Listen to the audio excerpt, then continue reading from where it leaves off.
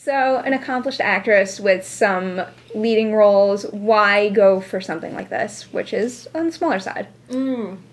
Well, the first reason is Alexander Payne. He's someone that I've wanted to work with my whole career, and, I mean, before my career.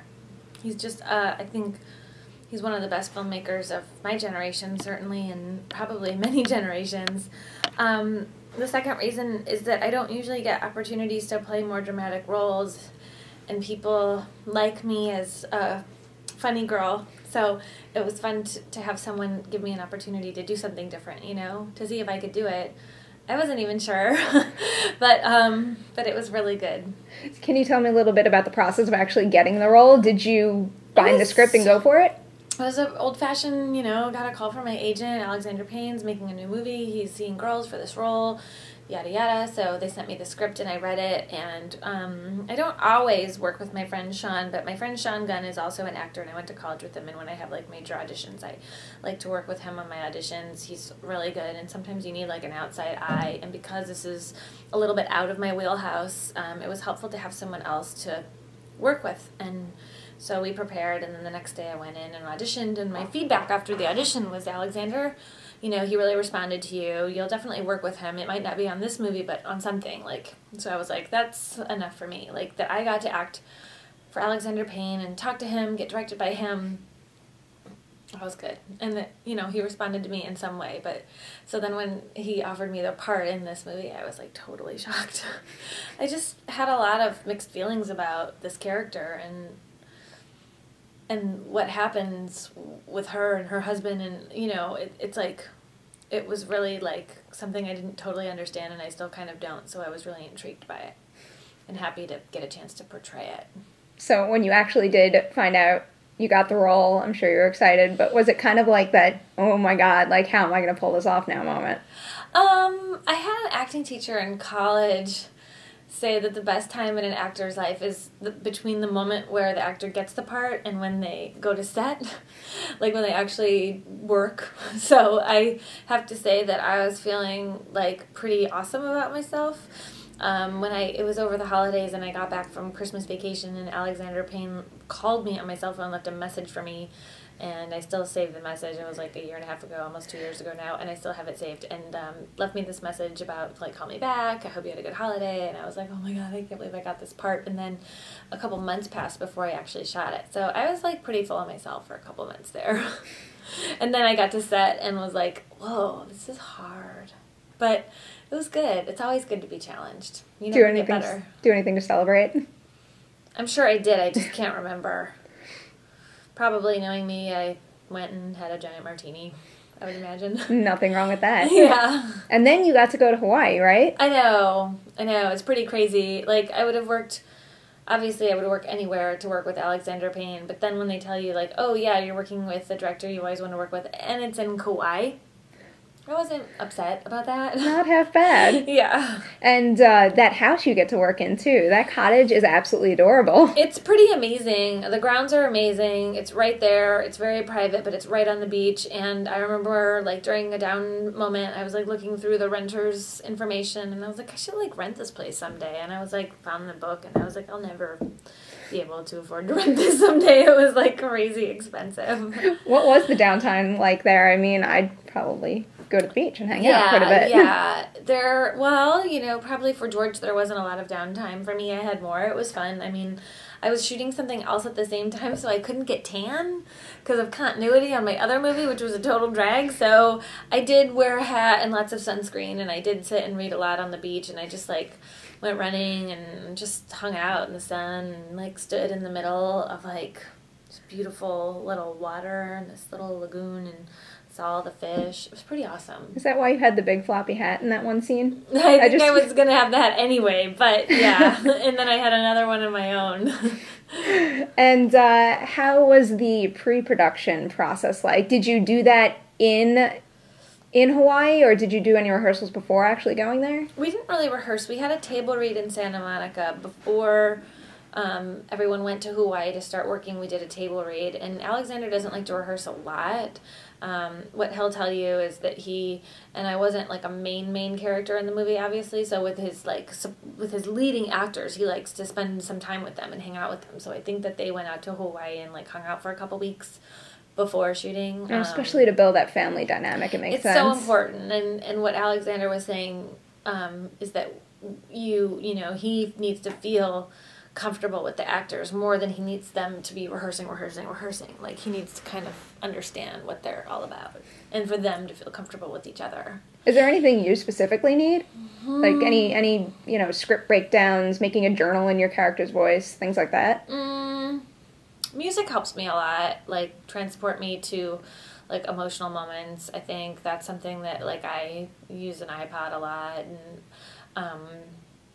and I like to feel comfortable enough to talk to my director, and I did in the case of Alexander. And sometimes, like, if I don't really feel like I know a director that well, like, I like to maybe have a meal with them or something. But sometimes you don't have that luxury, especially when you're playing smaller roles. So how was it working with him on set? What kind of director is he? He's very patient, and he's very direct.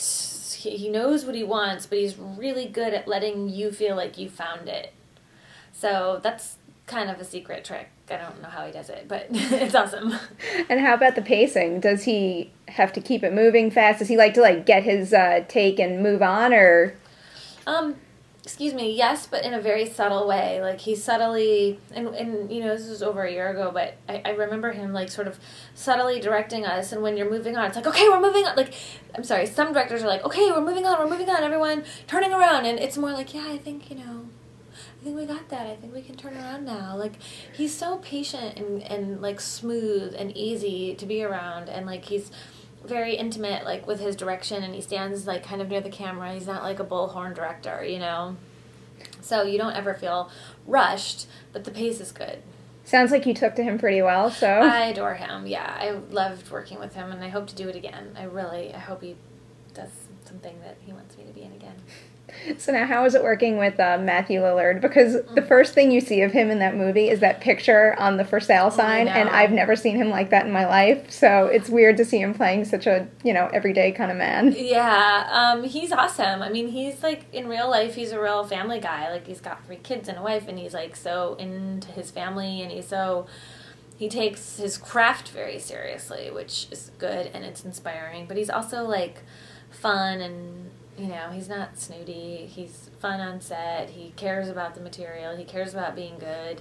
He's a good listener, and like, when you're sitting around in the chairs waiting for them to finish lighting a shot, like, he's a cool person to talk to and hang out with. So I felt pretty lucky. You think it helped at all that you both come from comedic backgrounds and united on this far more dramatic scenario? We didn't really talk about it like that, although in a Q&A yesterday, like, Alexander said, like, he liked that aspect of us, like, in us as actors, that it wasn't going to get really intense and really super, like, melancholy, because we always would have that element of humor.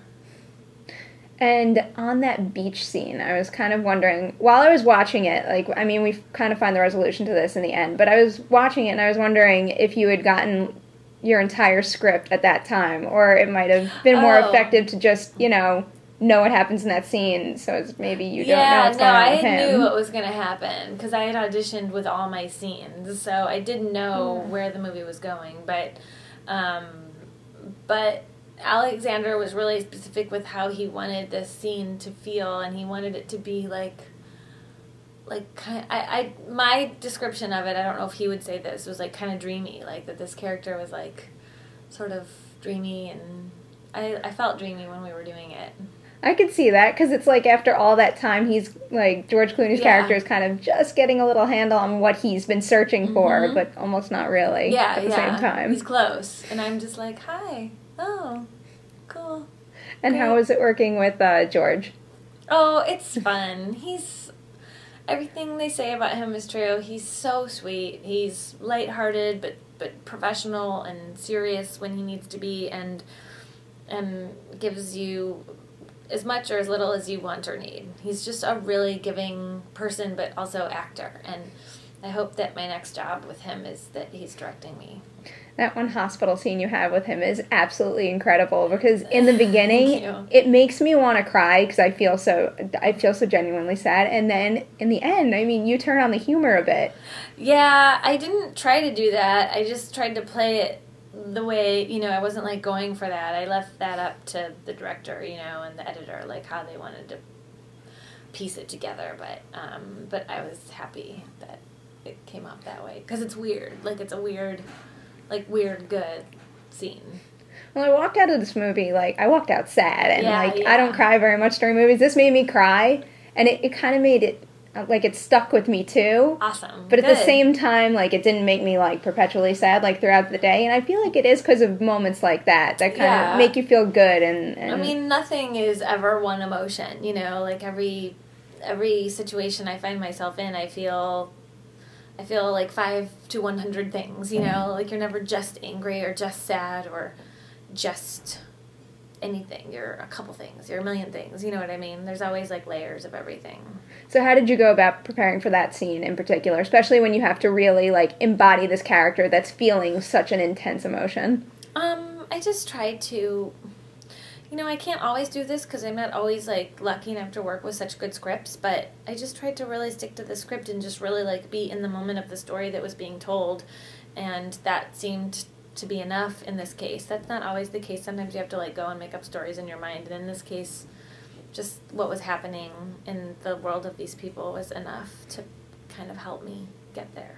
Does it get you down at all, working with that kind of material? Where you kind of can't come out of it after? Well, it makes me happy I'm not in that situation. Oh my gosh. And after the day is over, I'm like, whew, man, I am so lucky. What I've got going on is so lucky.